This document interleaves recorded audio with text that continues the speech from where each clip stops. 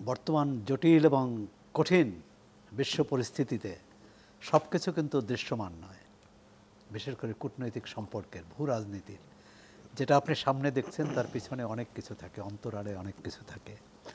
সুতরাং এটি ঠিক যে শান্তিতে নোবেল বিজয়ী ডক্টর মোহাম্মদ ইউনূস বাংলাদেশের জন্য একটা ব্র্যান্ড ভ্যালু।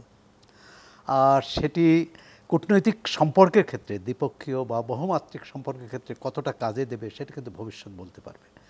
কারণ যুক্তরাষ্ট্র এই শেখ হাসিনার 15 বছরের শাসন আমলে কিন্তু যুক্তরাষ্ট্রের সাথে দ্বিপক্ষীয় সম্পর্ক, কৌশলগত সম্পর্ক, সামরিক সহযোগিতার ক্ষেত্রে বলুন, এমনকি এশীয় প্রশান্ত মহাসাগরীয় যে সহযোগিতা, যুক্তরাষ্ট্রের ইনিশিয়েটিভ, সেক্ষেত্রে কিন্তু কোনো টানাপোড়েন ছিল না। এক ধরনের সমঝোতার মধ্য দিয়ে এগোচ্ছিল। এককভাবে সবচেয়ে বেশি বিনিয়োগ যুক্তরাষ্ট্রের, বাণিজ্য যুক্তরাষ্ট্রের উল্লেখযোগ্য পরিমাণ, আমাদের অনুকূলে এবং যুক্তরাষ্ট্রের প্রতিকূলে। যে কারণে সমস্যাটা তৈরি হলো সেটা হচ্ছে নির্বাচন।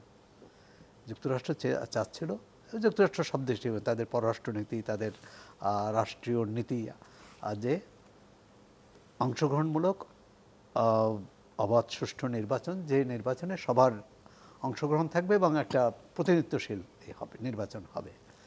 আর সেটি 3টি নির্বাচনই আমরা পাইনি, খুবই দুর্ভাগ্যজনক। আওয়ামী লীগের মতো দল, যে দল মুক্তিযুদ্ধে নেতৃত্ব দিয়েছে, সেই দল এরকম কারচুপি করে বারবার ক্ষমতায় আসতে হয়েছে, থাকতে হয়েছে।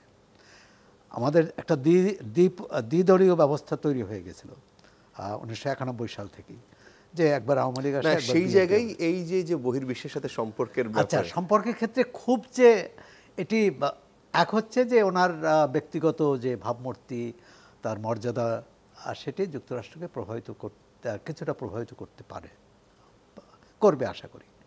কিন্তু আমি বলছি যে যুক্তরাষ্ট্র সম্পর্কটা দেখবে তাদের নিরিখে, তাদের স্বার্থের নিরিখে।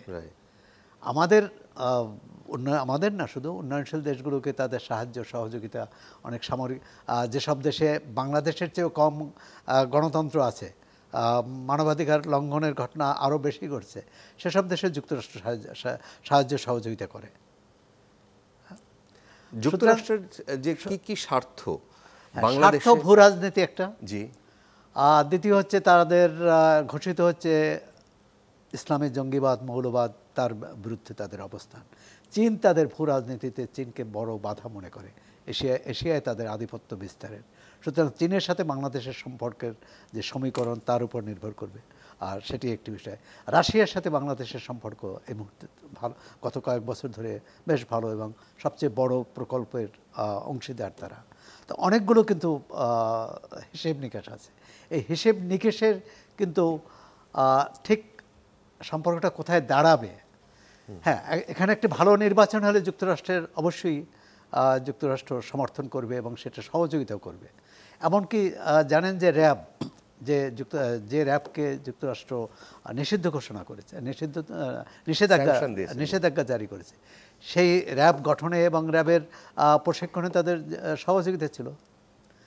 সুতরাং মানে সব কিছুই দৃশ্যমান যে সম্পর্ক, সেটি দিয়ে কিন্তু আমরা এখনই বুঝতে পারবো না। আবার একটা পরিবর্তন হয়েছে, পরিবর্তনকে তার স্বাগত জানিয়েছে, আরও অনেক দেশ জানিয়েছে। এখন এই পরিবর্তনের সুফল আমরা কতটা নিতে পারবো ভূ রাজনীতিকে। ইসলামী দেশগুলোর, মানে মধ্যপ্রাচ্যের বা ইসলামী দেশগুলোর থেকে কিন্তু খুব বেশি একমাত্র আরব আমিরাতের কিছু বন্দী ছিল, তাদেরকে ছেড়ে দেওয়া ছাড়া অন্য কোনো পরিবর্তন নেই। কিন্তু মালয়েশিয়ার সাথে, বা মালয়েশিয়া যাদের আমাদের একটা বড় শ্রম বাজার, সেখানে নানা রকম আলাপ আলোচনা আছে, যেটি বন্ধ হয়েছিল। এখান থেকে জনশক্তি যাওয়া সেটি শুরু হবে। ইউরোপীয় ইউনিয়নের একটি ইতিবাচক দৃষ্টিভঙ্গি আছে মনে করি, কারণ ইউরোপীয় ইউনিয়ন কখনোই কোনো দেশের ক্ষেত্রে খুব আগ্রাসী নীতি গ্রহণ করে না। তারা খুব স্লো, কি বলে, হ্যাঁ, ধীরে চলো নীতিতে বিশ্বাসী, এবং তারা চায় যে মানবাধিকার, মত প্রকাশের স্বাধীনতা, এই ধরনের গণতান্ত্রিক ধারাকে এগিয়ে নিতে চায়। কিন্তু নির্বাচনের পরেই তারা কিন্তু বলেনি যে বাংলাদেশের সাথে সম্পর্ক রাখবে না।